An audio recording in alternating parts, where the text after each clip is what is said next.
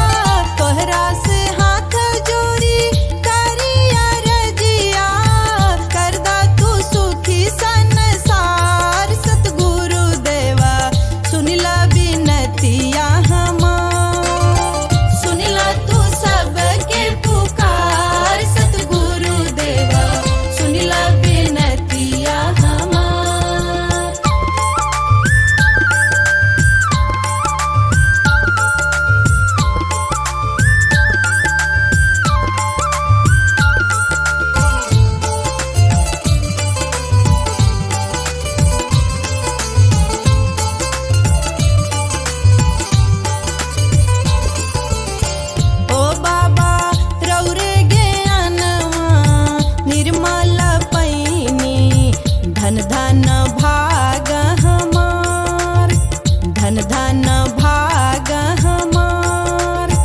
सब कोई के खातिर मांगी ज्ञान के ज्योतिया, सब कोई के खातिर मांगी ज्ञान की ज्योतिया।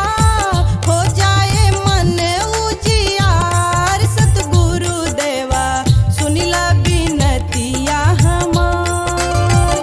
सुनिला तू सबके पुकार, सतगुरु देवा सुनिला बिनतिया हमार।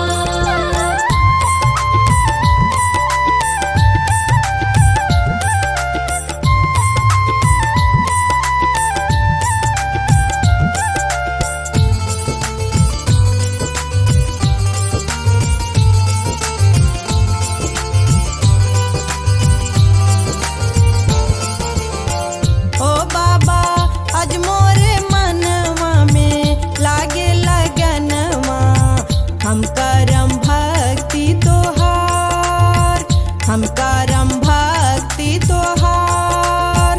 श्रद्धा प्रेम से गाइले गीतिया, श्रद्धा प्रेम से गाइले गीतिया।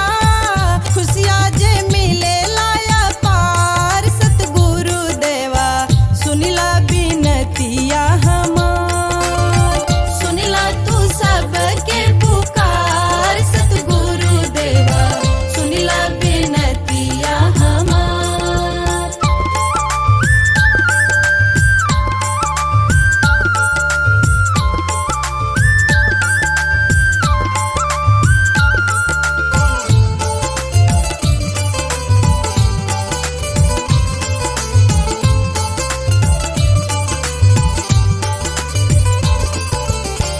ओ बाबा जाने ला मन के तू सारी बतिया, काम